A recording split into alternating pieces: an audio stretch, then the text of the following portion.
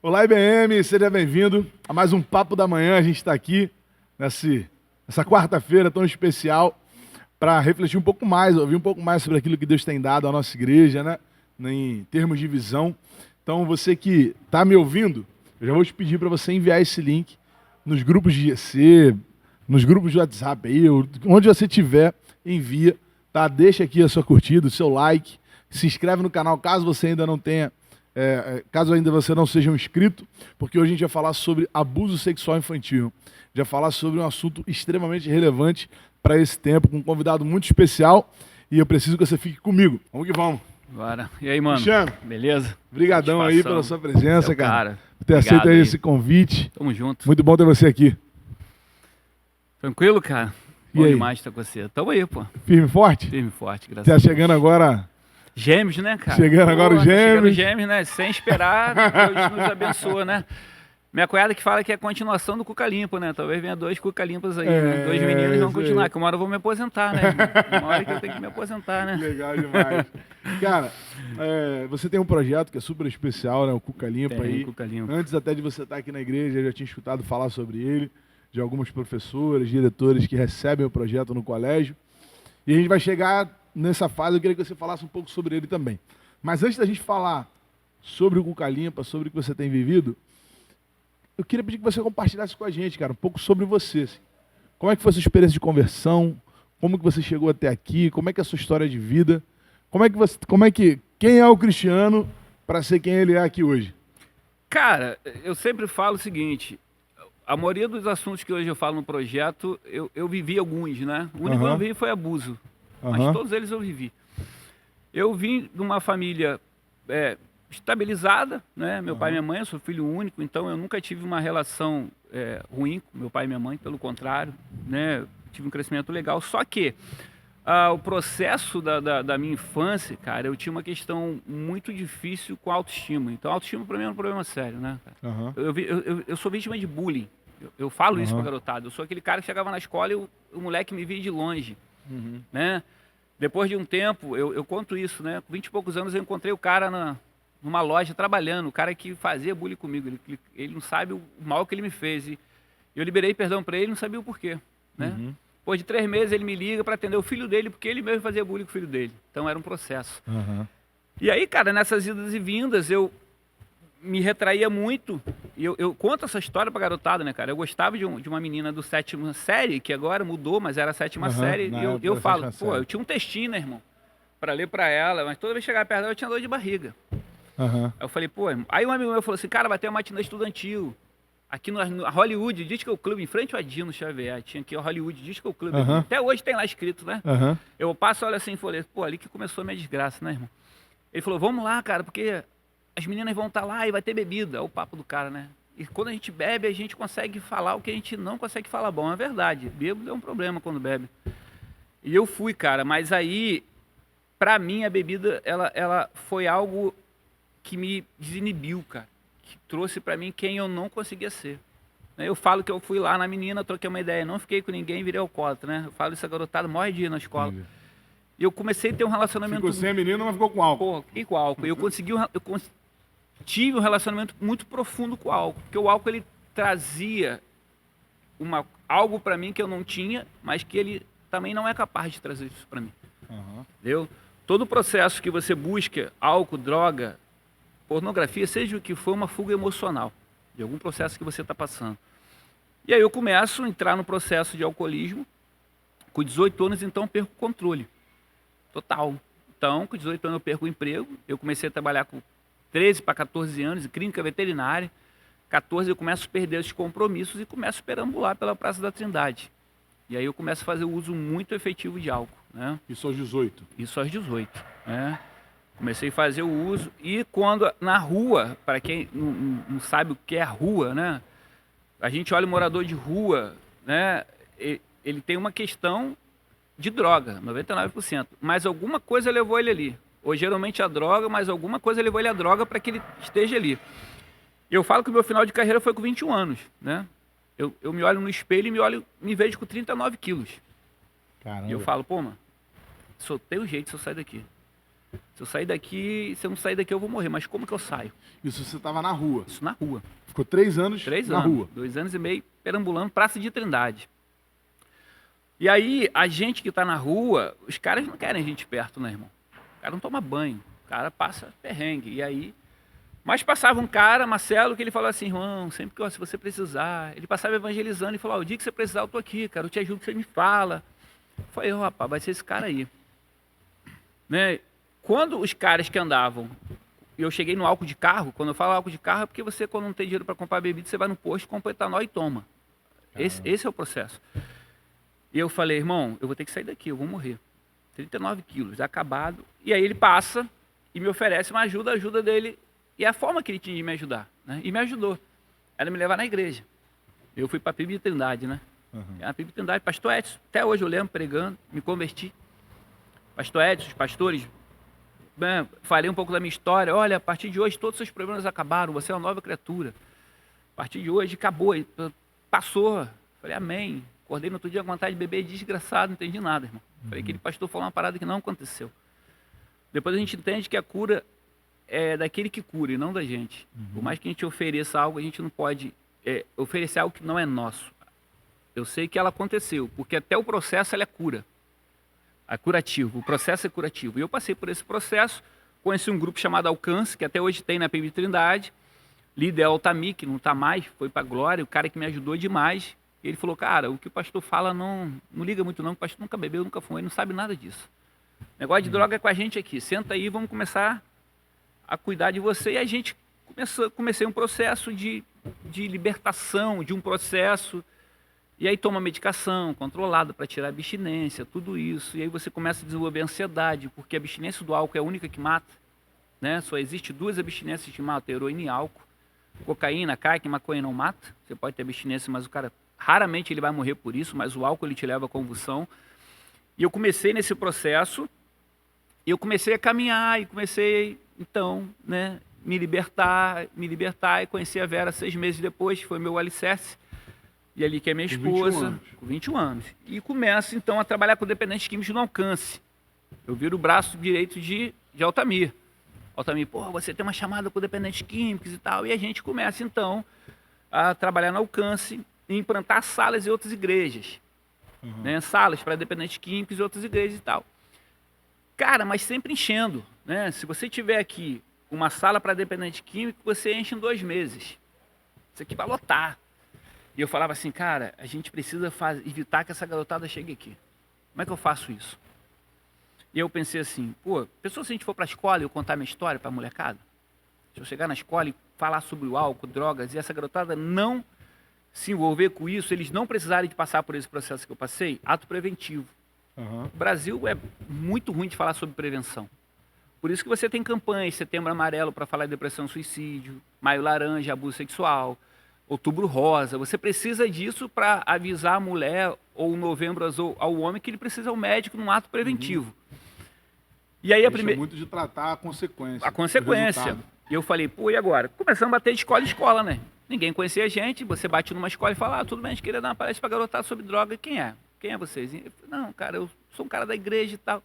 Pessoal, vamos ver. Se vamos ver, irmão, não acontece, esquece. Aí eu lembro que eu bati aqui no Senza, sendo que era a Nossa Senhora Aparecida, aqui no Mutondo. Nem existe mais, mudou o nome, o colégio foi vendido, tinha Graça na época. E aí a gente está precisando de uma palestra dessa. Vamos fazer uma palestra, ai que maravilha e tal. Mas a preocupação dela, você é de que religião? Eu falei, eu sou evangélico e tal. Ela, poxa, aqui é uma escola católica. Eu falei, não, fica tranquilo, a gente não vai pregar sobre religião. A gente vai pregar vai dar uma palestra para garotada sobre drogas. A maior preocupação dela era assim, e se esse cara falar sobre drogas? Sobre religião aqui? A gente não falou. Eu falei, Deus, se for da sua vontade que isso aconteça, que aconteça alguma coisa diferente, que a gente não dê só uma palestra e vá embora. Beleza, damos a palestra, passou uma semana, liga pra gente, olha, vem aqui na escola, teve um problema. Eu falei, pô, alguma coisa, será que eu falei alguma coisa? Aí você pensa logo que fez alguma coisa errada. Porque você já vem com aquela crença de que assim, pô, foi difícil, a gente não pode perder, será que eu vacilei? Chegamos lá, ela falou, aí a mãe tava lá, mãe com o garoto. Eu falei, pô, o que eu falei pra esse garoto? Eu pensando, né? Eu falei, vou esperar ele falar primeiro. Mas daí falou, queria te agradecer porque meu filho estava fumando maconha. E esse garoto a gente nem imaginava. Ele ouviu uma palestra sua, chegou em casa, conversou com a gente, viu os males. a gente nem imaginava. E a mulher chorando e tudo, eu falei, pô, que bom. Aí lembrei, pô, pedi um sinal a Deus, né? Uhum. E esse moleque estava no 3º ano, ele se formou em Direito, hoje ele é um dos promotores que ajuda a gente no caso de abuso. Legal. Entendeu? Aí eu falei, pô, esse é o sinal, vamos embora para a escola. Só que o álcool, a droga, eu sempre falo, é uma fuga emocional. E Deus começa a levar a gente para trabalhar com crianças se suicidando, adolescentes, e acontece muito suicídio entre adolescentes. Uhum. Esse ano a gente tem vários casos de suicídio entre adolescentes e professores. Uhum. Ontem eu estava falando com os professores, eu tenho um grupo de professores, e aí, como é que vocês estão? Mal, o pessoal está mal. E eu falei, o que eu posso fazer por isso? E aí Deus direciona a gente, era projeto Sinal de Alerta, na época. E aí surge o Cuca Limpa para a gente... o nome do projeto era Sinal de Alerta. Surge o Cuca Limpa, que a gente trabalha com prevenção à depressão, suicídio, álcool, depressão, suicídio, automutilação. A gente fala sobre bullying, sobre ansiedade. Aí vem o abuso sexual infantil. Uhum. Né? Fala sobre inteligência emocional nas escolas e começa a ser sucesso. Uhum. Começa a garotada a procurar a gente trazer essa garotada pra gente. Uhum. Então eu fiz parte de uma igreja que terça-feira era lotado da garotada. A garotada ia para lá, onde a gente oferecia atendimento terapêutico para essa garotada gratuitamente para quem não tinha condições. E aí a gente foi, começou o trabalho, e aí, devido à dificuldade de salas, esse trabalho começou a minar. Eu falei, caramba. E aí a gente começou a trabalhar na própria escola, levando o grupo para dentro das próprias escolas. A gente escolheu as escolas mais complicadas e a gente começou a trabalhar contraturno. Então a gente levava um grupo terapêutico, que na verdade iam celebrando a recuperação, que a gente deu o nome de grupo terapêutico. Uhum. E então a gente começou a trabalhar alunos que se inscreviam dentro da própria escola no contraturno. Entendeu? Era porque o Celebrando Recuperação ele já é para pessoas mais velhas, né? Não, porque o Celebrando ele tem uma questão religiosa. Ah, entendi. Então a gente não poderia não levar poderia isso levar isso para as escolas e tal. E então a gente pegou a base do Celebrando e montou um grupo terapêutico, né? Ali. Que já era dentro do Cuca Limpa. Que era dentro do Cuca Limpa. Uhum. E aí então a gente começou a atender essa garotada. A garotada da manhã ficava e a garotada da tarde chegava mais cedo. Uhum. De todos os grupos terapêuticos, nunca nenhum adolescente, criança faltou. Pra você ter uma ideia, eles faltam tudo, menos no grupo terapêutico. Até hoje me cobram. Nas férias a gente vai permanecer, criamos alguns grupos onde eles estão, eu estou sempre mandando mensagem, gravando vídeo, fazendo exercício com eles. Surge a questão do abuso. Deus nos leva a direcionar, a trabalhar com abuso. Uhum. Sexual infantil. Então eu faço uma formação na área de abuso sexual infantil, falei, meu Deus, falar sobre abuso e tal. Mas eu pensei, vai ser tranquilo. A gente vai fazer prevenção e autoproteção. E isso aí, sobre essa questão do abuso. Na verdade, no geral em si, você...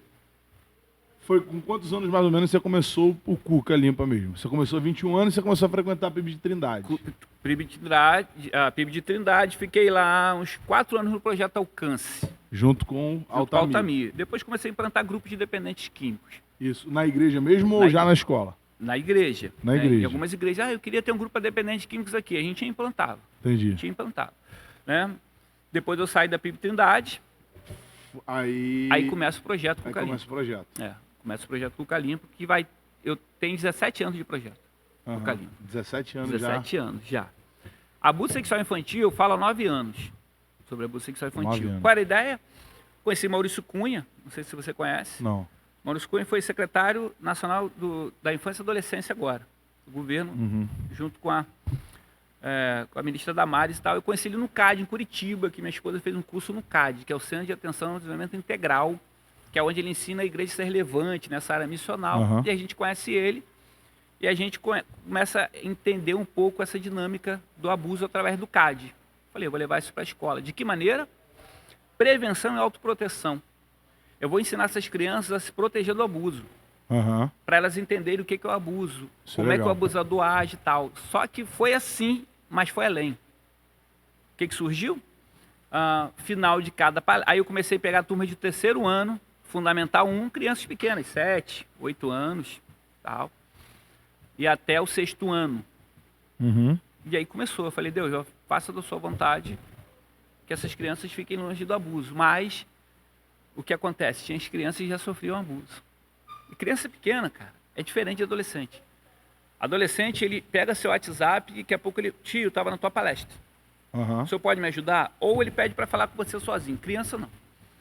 Criança levanta para você e fala assim, tio, tudo que o senhor falou eu passo lá em casa. Meu tio faz isso e isso comigo, na frente de todo mundo. Começou a surgir. Eu falei, e agora? Como é que a gente faz? Isso você está falando de crianças de qual idade? 3, 4, 5 anos. Que isso. 6 anos. Aí eu falei, o que eu faço com essas crianças? Né? Morei a menina. Falei, vamos colher essas meninas. E aí começa a grande reviravolta, né? Quem ameaça as crianças? Os pedófilos. O que eu tenho que fazer? Eu tenho que tirar essas crianças do abuso. Porque o lema do projeto é libertar os cativos, como Jesus fez, eu preciso libertar elas. Como é que eu faço? Denuncio abusadores e pedófilos. Vou até a casa deles e falo, você é o abusador dela, não é? A gente vai provar. E a gente começou, então, a denunciar esses pedófilos e abusadores, ao ponto de, maciçamente, a gente sofrer ameaças de morte. Pra você ter uma ideia. Durante o ano, a gente sofre 18 a 21 ameaças de morte, 22. Esse ano até que foi pouco, foram 16. Mas são caras covardes. E essas crianças começaram a vir até a gente, com várias questões para a gente livrar do abuso. Então a gente forma o Toda Menina é Princesa, que é uma frente que eu estou na luta de fazer camisas para vender. Né? Eu quero fazer camisas. A gente tem a logo, tem tudo. Falei, cara, eu preciso fazer camisas para vender. Toda Menina é Princesa, que é um grupo que acolhe meninas vítimas de abuso sexual infantil, para que elas recebam um tratamento terapêutico específico, proteção e que o abusador seja denunciado. Segunda grande dificuldade. 85% das mães não acreditam na história das suas filhas. Você falou das experiências. Já passei N experiências. Do tipo, a mãe sentar na minha frente e falar assim, o senhor não tem ideia de como minha filha é. Ela se insinua com o meu namorado. Uma então, criança... ele não resistiu. 6 anos de idade. Desse tamanho doideira, 6 anos de idade. Com uma boneca embaixo do braço. Vem a outra, o senhor tem ideia. A gente é da igreja. O demônio toma conta dele. Não é ele que faz, é o demônio. Falei, traz aqui que a gente vai resolver, ele ou o demônio. Entendeu? Então, N questões. Então, essas crianças, elas ficam... E os pais sabem disso? A maioria sabe. A maioria sabe. A maioria das mães sabe. O fenômeno é cruel, porque 98% das meninas que sofrem abuso, elas não têm pai presente. Os pais são separados de suas mães, e suas mães têm seus padrastos. Então, geralmente, o pai ele é ausente e a mãe não acredita na história dos seus filhos. Para você ter uma ideia, 95% do abuso, todo abuso cometido, ele é cometido por alguém da própria família. Você tem uma escala, que eu vi isso no projeto, tá? Padrastos, tios, avós, primos, irmãos e pai. O abuso do pai é o pior para a filha, para a menina, por exemplo. Porque o pai é o herói, é o cara que abusa, sabe? Por que muitas crianças não falam dentro da própria casa? Elas veem a gente como alguém, um lugar de segurança, porque a casa dela existe uma ameaça. Se você contar para alguém, para sua mãe, eu vou matar você e toda a sua família. Eu vou matar você, você vai ficar... Essa ameaça se perdura até 50, 60 anos de idade, para você ter uma ideia. Mulheres que carregam essas ameaças até hoje. Eu ia te perguntar isso, assim, o quanto que você acha que isso... Você também é psicanalista, né, e acompanha... algumas pessoas já na fase adulta. O quanto que você acha que isso tem influenciado pessoas hoje na sua fase adulta já? Cara, muita coisa. Por exemplo, eu lido tanto com pacientes vítimas de abuso, cara, pra você ter uma ideia, que só de olhar para a fisionomia das mulheres e meninas, eu sei que ela sofreu abuso. Né? Pra você ter uma ideia, eu dei uma palestra numa igreja, uma senhora me procurou, ela tinha 52 anos, para você ver a ideia a magnitude da ameaça como ela é. Ela falou para mim assim, eu preciso falar que o senhor sofreu abuso, eu tinha 8 anos de idade. E ela com muito medo, eu falei, a senhora está com medo? Ela, eu estou com muito medo, o senhor não tem ideia. Eu quando sofri o abuso, meu tio falava assim, eu era filha única, meu tio falava assim, conta só para você ver, você não vai ter ninguém no mundo, eu vou matar seu pai e sua mãe. Quantos anos a senhora tinha? 8 anos. Até hoje. Ela com 52 anos tinha medo, de falar sobre, eu perguntei, cadê eles? Ela, então. Eu tenho medo irracional, porque eles são mortos há mais de 10 anos. Tanto meu tio como meus pais. Mas na minha cabeça eu acho que meu tio vai matar o meu pai e minha mãe, eu vou ficar sozinho no mundo. Eu não tenho mais ninguém. Então essas meninas sofrem. Eles já morreram, mas ela carrega... Ela carrega isso. Essas meninas, por exemplo, elas têm... O pior lado do abuso, que eu acho, é a erotização infantil. Existem 2 questões que o abuso vai acarretar em meninas e meninos. Vai ser retraído, baixa autoestima, dificuldade de concentração, medo excessivo, ansiedade, automutilação é muito comum, corte dos braços, porque tem uma dor emocional e ela acha que se cortar a dor emocional vai dissipar isso. Mas o pior é a erotização. É você ver como eu já vi uma criança de 9, 8 anos erotizada. Né? Ela tem traços de erotização. Então, eu cheguei numa escola que uma menina ela queria tocar nos meninos de qualquer jeito. Ela ameaçava colocar a boca, por exemplo, no pênis dos meninos. E a professora não entendia. Falei, tem abuso. Quer ver? Aí ela, criança, sabe criança? Sim. Oi, tio, conversando, falei assim, o que você vê agora de ver na televisão? Você tem uma tática, né? Aí, alguém, eu vejo filme. Você fica em casa com quem? Com meu avô, ele bota o que pra você ver? Tio, vou falar no seu ouvido. Então fala no ouvido do tio. Ele bota um filme onde as mulheres e os homens ficam pelados um em cima do outro. E ficam gemendo. Aí eu falei, ele bota isso pra você? Tá. E ele faz alguma coisa com você? Não, ele fica me alisando.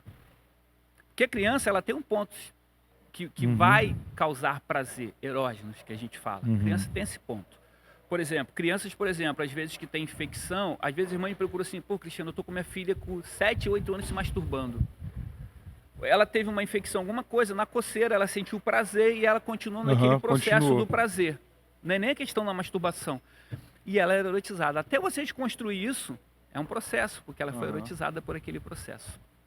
Então, isso tanto em menino como em meninas. Uma criança de 9 anos de idade. 9 anos de idade. Por isso que você tem uma erotização hoje. Você chega no colégio, 11, 12, 13 anos, alunos com uma vida sexual que não era para ter nessa idade. Sabe? Por que eles estão assim? Porque a mídia erotiza as crianças e adolescentes. E você tem erotização através de cantores, de artistas, de TikTok. TikTok é um problema sério. Instagram é um problema sério. E a gente não presta atenção nessas redes sociais. Por exemplo, se você... na pandemia aumentou o caso em 180% de abuso através da internet. A mãe não tinha nem ideia. Eu explico isso para as mães. Né? Você olha o celular da sua mãe, dos seus filhos, olha, se você ver uma foto minha, o que você vai achar? Vamos lá, você pegou o telefone de ela, você viu uma foto minha, você não me conhece, o que você vai achar? Que é estranho. Mas você pega a foto de um garotinho da idade dela. Normal. O pedófilo nunca vai botar a cara dele. Ele vai pegar a foto de uma criança e vai se passar por criança. Aí eu falo para os pais, você conhece os amigos do seu filho? Você tem que conhecer. Se você não conhecer o amigo dos seus filhos, você não consegue... Você não vai conseguir identificar aquilo ali. Prevenir abuso. Agora, como que um pai vai identificar, talvez, que seu filho ou filha esteja passando por isso? Né? Você falou sobre a mutilação. Quais são os sinais que uma criança pode dar? Ou até aqui na igreja. Sim, sim. Né? A gente, lidando aqui com o Ministério Infantil, a gente recebe 50, 60 crianças todo domingo. Todo domingo. Como que a gente vai... essa criança aqui está sofrendo abuso. Ou pode estar sofrendo abuso. Tem alguma dica assim que a gente possa facilitar isso? Muita coisa. Por exemplo, primeiro, erotização. É o mais difícil, mas pode acontecer. Crianças, por exemplo, que começam a tocar nas partes íntimas de outra criança, né, que queiram estar muito em contato com outras crianças, de abraçado, tocando nas partes íntimas de outra criança, você tem abuso aí com certeza. Tá? Quando eu falo de abuso, eu não falo de abuso de toque. Só é o toque. O abuso é carícias, fala, colocar para ver vídeos pornográficos, mostrar fotos pornográficas. Isso é abuso. Né? Crianças que não são erotizadas. Essas crianças geralmente têm muita questão relacionada a medo. Então elas são muito retraídas. Por exemplo, se tinha uma criança que era muito falante, daqui a pouco ela para de falar, ela fica retraída. Ela tem medo. Ela tem dificuldade, por exemplo, com adultos, né, de ficar próximo a adultos. Por exemplo, crianças às vezes começam a ficar agressivas com outras crianças, com animais domésticos, por exemplo, também é muito comum. Né, agressividade em animais domésticos. Por exemplo, crianças que apresentam vômitos, dores de estômago. Né? As partes íntimas, a mãe tem que observar, o pai tem que observar as partes íntimas, se tem algum vermelho, se tem alguma diferença, tá? Seja ela qual for, né? Tanto o ânus como a vagina. Até se a criança não tiver o seio, tem que observar todo esse processo. Crianças muito retraídas, muito tímidas, com mudança brusca de comportamento. Tudo isso pode ser. Tudo isso, por exemplo, crianças que não fazem xixi na cama, que passam a fazer xixi na cama, por exemplo, é um indício. Crianças, por exemplo, que não tinha tanta, vamos supor, não era tão criança, ela começa a ter aqueles lapsos de muita infantilidade. Crianças de 10, 11 anos começam a se tornar muito infantis, muito retraídas, medo de alguém da família especial. Quando vê essa pessoa, ela começa a se retrair, né? Ansiedade, processo de depressão, isolamento, isso é muito comum em crianças que sofrem abuso, processo de abuso. Duas questões aqui que eu penso. Existe uma maneira de um pai tentar prevenir, tentar ensinar o seu filho a como reagir em relação a isso? Tem. Eu sempre falo, como que você... Prevenir, para não acontecer. Sim. Quando eu trabalho autoprevenção com as crianças, eu falo isso. Eu tenho um vídeo interessante. As suas partes íntimas é sua, ninguém pode tocar lá, ninguém tem o direito. Eu boto um desenho para eles e explico, é sua, ninguém pode tocar. Ninguém pode colocar a mão lá. Né? Quer ver coisas que as pessoas me perguntam? Por exemplo, agora estou me perguntando, sentar em colo de Papai Noel. Eu particularmente não gosto. Tá? A criança sentar em colo de Papai Noel. Nada contra o Papai Noel, não estou demonizando o Papai Noel. Tá? Mas alguns shoppings já tem uma cadeira para o Papai Noel e para a criança. Por quê? Porque eu tenho uma paciente minha que sentou no colo do Papai Noel isso há anos atrás, e o cara começou a passar a mão nela, ela começou a chorar, e mãe, fica quieta que você vai bater a foto do Papai Noel assim, cala a boca, e ela fica quieta. E o Papai Noel estava abusando dela. Abusando dela. E ela ficou quieta para bater a foto, ela falou, foi a pior coisa que existiu na minha vida. Dezembro é o pior mês para mim. Ela falava isso para mim. Quando o tio dela colocou ela no colo, que o tio dela começou a passar a mão nela, que ela pensou em reagir, a voz da mãe vinha, fica quieta, cala a boca, porque você precisa ficar nesse colo. Ela não conseguia reagir. Tá entendendo?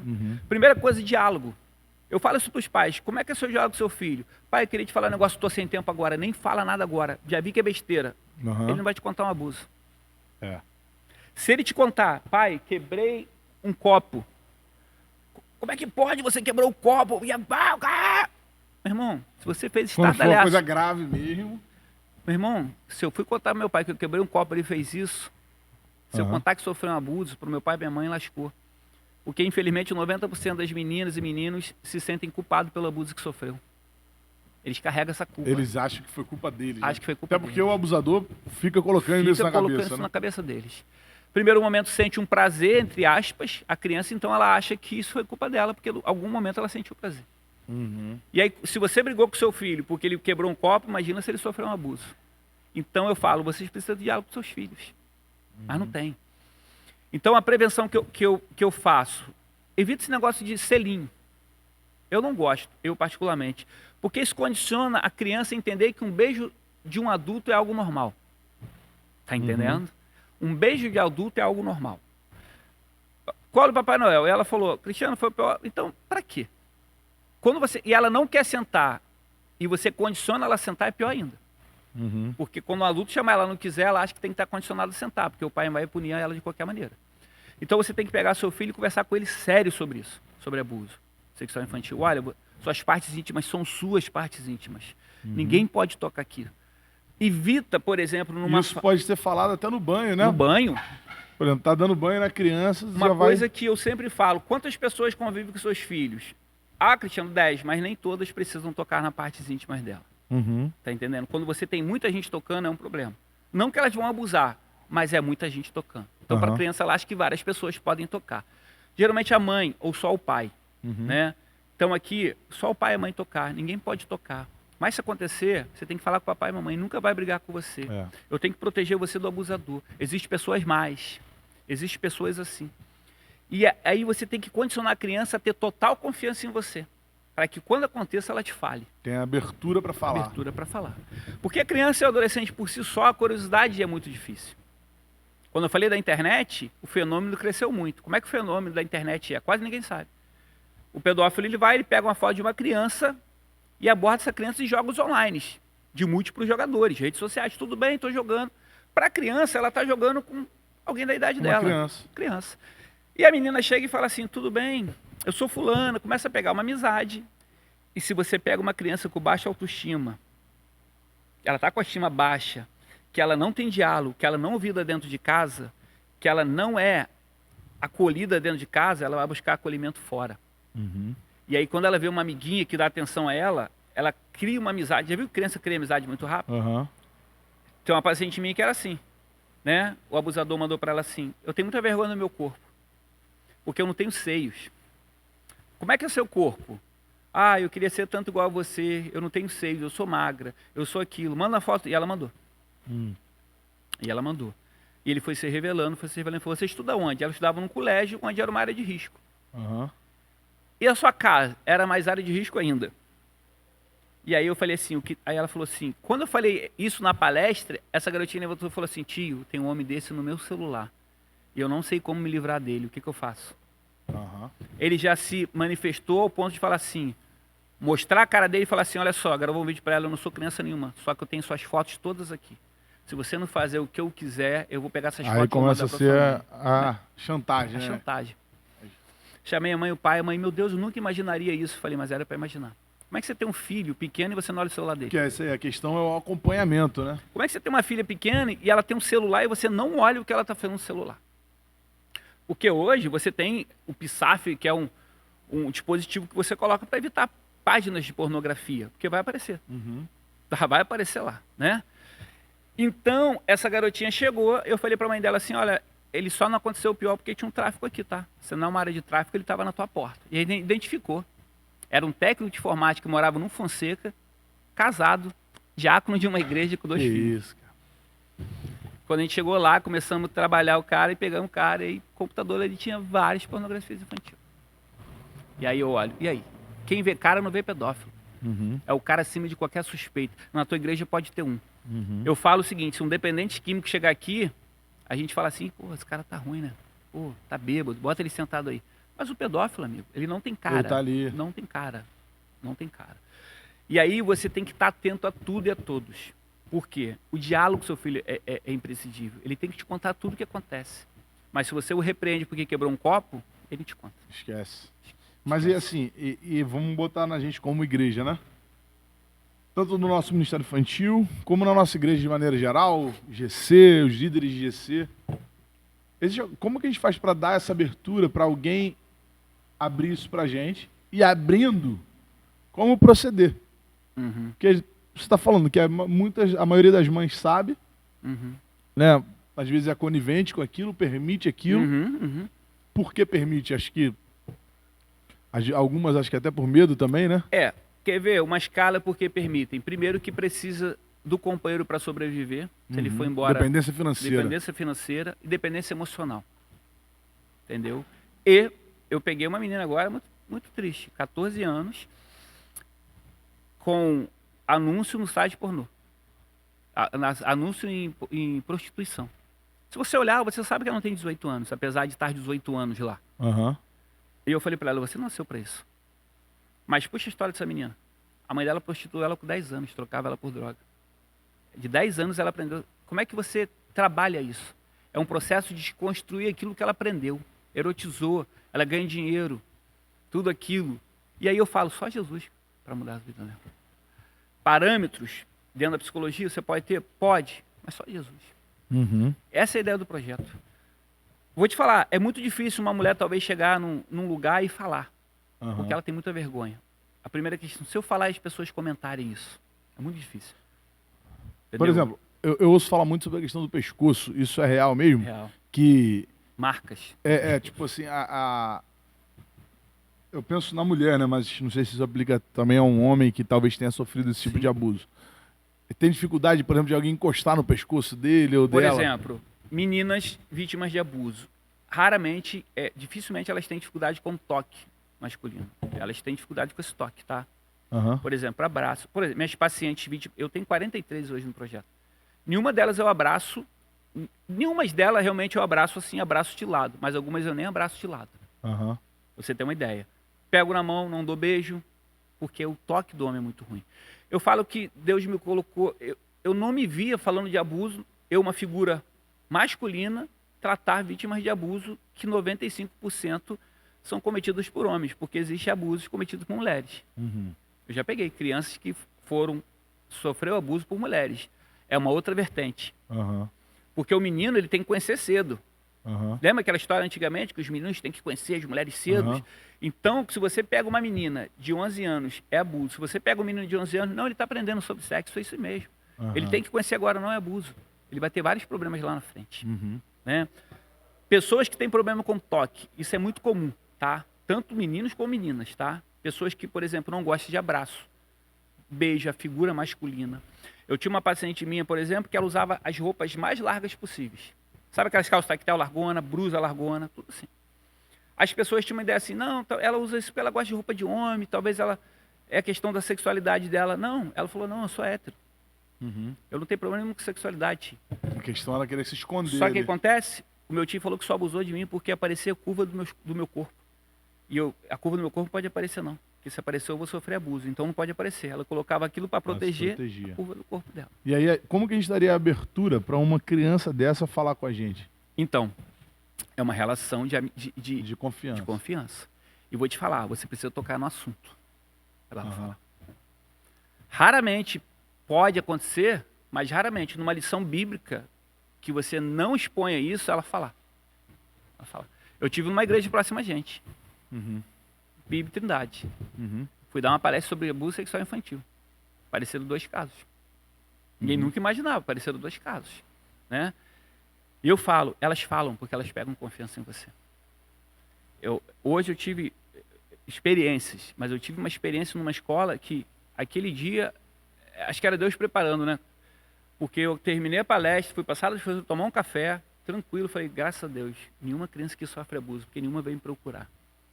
Daqui a pouco entrou uma menininha, falei, tudo bom, tio? Falei, tudo bem. Sabe, falando bem, 8 para 9 anos, como é que você está? Gostou do palestra? Gostei, tio. Tio, o senhor acredita em Deus, né? O senhor falou que é da igreja. Falei, eu também.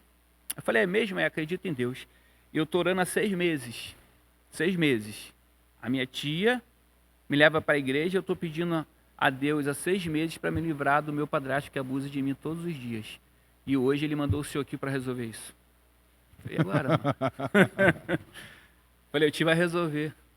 Tio, tem que resolver, irmão. Sua resposta de oração para aquela menina. Vou falar o que para ela? Entra de favela dentro, irmão, para resolver aquilo. E resolvemos. Então, diante de injustiça, e do pecado, o pecado do outro não pode afetar o outro. Falo isso. E aí eu tive uma experiência 22 de setembro, 21 de setembro, feriado de São Gonçalo, garota chorando, 13 anos. Falei, o que foi? Ela, odeia feriado, você não tem ideia. Para alguns alunos, o melhor lugar é a escola, que é a casa do inferno. Proteção, né? Tem proteção. Ela falou, mãe, é feriado, tio. Eu falei, você não gosta de feriado? Para nada, ela não. Minha mãe é diarista, ela vai trabalhar amanhã o dia todo. Meu padrasto vai ficar abusando de minha mãe o dia todo, como ele sempre fez. Falei, desde que dia? Desde os 8 anos de idade. Falei, você tem quanto? 13. Há 5 anos, ela vai acabar hoje. E fomos lá. Pessoal, pô, você não tem medo de morrer, não? Tenho. Mas eu creio em quem me chamou para fazer a obra. Se eu morrer, eu estou fazendo a obra, não estou preocupado. Eu não estou preocupado com a morte, eu sei para onde eu vou. Eu sei que os meus vão serem cuidados. Que Deus me prometeu isso. Agora, eu sou resposta de oração para esse pessoal. Por isso que eu falo, a igreja, é importante você ter, por exemplo, uma palestra para garotada sobre abuso sexual infantil. Né? A igreja, às vezes, tem algumas dificuldades de falar assim, ai, vamos mexer. Tem que mexer, pô, a gente tem que descobrir. A gente traz libertação para essa garotada. Então, o abuso, ele hoje é muito em alta. Está muito em alta, está acontecendo muito. A internet possibilitou essa coisa do abuso online. Né? Eu vou te falar, e você tem que acompanhar, não adianta só conversar. Nos Estados Unidos fizeram uma pesquisa. Os caras criaram um perfil fake, chegou para os pais e falaram, olha, a gente vai aliciar o seu filho, vai aliciar a sua filha, e vamos ver como é que eles se comportam. Conversa com eles uma semana antes para eles não darem atenção estranho e nem entrarem em carro de estranho, nem em casa de estranhos. Fizeram com 2 meninas e 2 meninos. O que aconteceu? Todos eles foram para a casa do estranho e todos eles entraram na casa de um estranho. Está no YouTube esse vídeo. Quando chegaram na casa do estranho, o pai estava lá, o pai, o que você está fazendo aqui? A garota começou a chorar. A gente não conversou? Não adiantou só conversar. Tem que acompanhar. Eles acham que não vai acontecer, tem que acompanhar. O abuso é algo assim, terrível. Como que a gente procede? Né? Identifiquei, confirmei, onde eu denuncio? É numa delegacia comum? Tem uma delegacia específica? Você pode ir na delegacia comum, mas geralmente vai cair o processo para a delegacia de especialidade de atendimento à criança e adolescente. Né? Aí você já pode fazer uma representação do Ministério Público também, que ele vai agir, e Conselho Tutelar. Tá? E aí começam-se os processos dessas demandas. Aí, né? E aí ele vai ser chamado, vai ter a cariação, vai ser tudo isso, e você acompanha a vítima. Nesse processo tem que acompanhar a vítima. Porque se você deixa ela sozinha, é capaz de ela negar tudo, com medo. Aham. E aí começa o processo. Porque a pessoa vai continuar ali, entendeu? E trazer essa criança pra gente e falar para a pessoa, tá com a gente a partir de hoje. Se você tocar de novo, o negócio vai ficar estreito. Então a gente tem que entender que eles precisam de ajuda, né? Agora em janeiro eu lanço uma mentoria para pais sobre abuso sexual infantil, prevenção e autoproteção, como você agir, como prevenir, táticas de prevenção, como falar, como acolher crianças vítimas de abuso, como proceder, porque eu tenho muito hoje pacientes adultos vítimas de abuso que até hoje não se recuperaram. E carregam isso pro resto da vida. Cara. Mulheres, por exemplo, que, né, são casadas com uma pessoa super de boa, mas que nunca tiveram prazer numa relação. Porque o abuso inibiu isso. E nunca falou também. Que sofrem medo, que tem medo até hoje de alguma coisa, né? Que tem dificuldade de perdoar. Eu falo para as meninas lá do nosso grupo, vocês precisam perdoar. Elas, calma, perdoar não quer dizer que você tem que conviver. Perdoar você liberar o outro, para que você viva, senão você vai ficar preso na vida dele. E aí ele vai te carregar junto. Esse é o processo mais difícil. Mas é prevenível, né? Assim, às vezes as pessoas dizem, isso não vai mexer, não. Não, isso não vai mexer. Isso vai trazer à tona que ela precisa se proteger, que as partes íntimas, o corpo dela é a regra delas, que ninguém pode tocar ali a não ser a mãe, sabe? Que ninguém estranho pode tocar. E se alguém tocar ou fazer algo força, ela tem um lugar, um refúgio para contar. Ela tem um lugar ali. Tem que ter um lugar ali. Então eu falo para os pais, se você briga por um copo que caiu, dificilmente vai te contar sobre um abuso. Essa é a grande questão do abuso. Entendeu? Bom, Cristiano, obrigado, cara. Imagina, prazer estar com você, cara. Obrigado por compartilhar. Você já está há 17 anos no projeto. 17 anos no projeto. E assim, uma coisa até que eu queria trazer, a gente não combinou antes e tudo mais, mas você, hoje você vive para o projeto especificamente, como missionário. Como missionário do projeto, a gente vive o projeto. Mas sem uma empresa que mantenha, sem... Cara, hoje a gente tem uma empresa que nos ajuda, que é né, a única empresa que nos ajuda hoje é a Sanoma, né, que é uma marcenaria do amigo meu, o Maico, pastor Saulo, os caras que estão com a gente. Legal. Móveis de alto padrão, mas que eles entenderam a missão e ele nos ajuda. Apoia nessa missão. Financeiramente, né? Eles dão apoio. Isso é fundamental, né, cara? Fundamental. Às vezes a pessoa ajuda os missionários espalhados pelo mundo, mas tem missionário aqui na cidade pra gente apoiar também. São as missões urbanas, né? Eu falei sobre missões urbanas sábado passado. O que é missão urbana? É fácil, eu falo isso, não sei se posso falar isso aqui, né? Mas é fácil pra gente ter uma agência missionária. É fácil. Missões nacionais, legal. Missões estaduais, você faz o evento na igreja e manda o recurso para lá. Isso é quando a gente não quer ter contato com missionários. A gente faz isso. Não, mandei R$1.000 para missões nacionais. Vai ajudar quem? Não sei, eles lá vão decidir. Eu acho que a igreja ela tem que ter contato. Você pode até ajudar, mas você tem que ter o contato com o missionário, entender a missão. Missões urbanas, ela não é vista como uma missão. Só que o primeiro campo missionário é esse. Hoje a escola é um campo missionário. Sim, as pessoas não têm ideia de como que está. É um campo missionário vasto, pesado, mas é a escola. Entendeu? Então você leva, às vezes, para a Secretaria de Educação, não é interessante. Não é interessante. A gente tem que falar. Então essa burocracia, questão de dinheiro. Então a gente tem que ter dinheiro legal, porque é algo para Deus, e para Deus tem que estar tudo alinhadinho, certinho. Isso aí. Né? Então a gente tem um amigo meu que me ajuda fisicamente, um amigo meu que é da missão, que está na missão junto com a gente, agora está meio stand-by porque ele está trabalhando, mas é o cara que dá a palestra com a gente, que é o Rodrigo, o Diego. Hoje a gente tem esses 3 ajudas do projeto. Entendi. São 3 caras. E assim, você tem alguma, bem um WhatsApp ou um Pix para apadrinhamento, para poder a gente...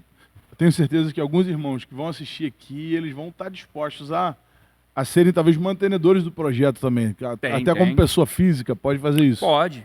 A gente tem o nosso Instagram, que é o Cuca Limpa. Né? Se você falar no Cuca Limpa Instagram... O Jean vai colocar aqui, ó. Vai colocar aqui para você ver. Tem o Cuca Limpa. O Instagram, Cuca Limpa. E o nosso telefone, que você pode ter dúvidas sobre o projeto, quiser saber, é o 21 98451 1018. Beleza. Esse também é o nosso Pix também. Vai colocar ali, já tá os 2 aqui já na tela, que já vai colocar para poder Você passou a contribuir com o projeto, todo mês você recebe um boletim mensal sobre as ações do projeto, tudo que é feito. Tudo que tem acontecido. O dinheiro foi para qual escola, para Muito qual bom. lugar, quantos pacientes estão sendo atendidos, quantas pessoas. Você Show. recebe um boletim mensal das ações do projeto. Show. Beleza?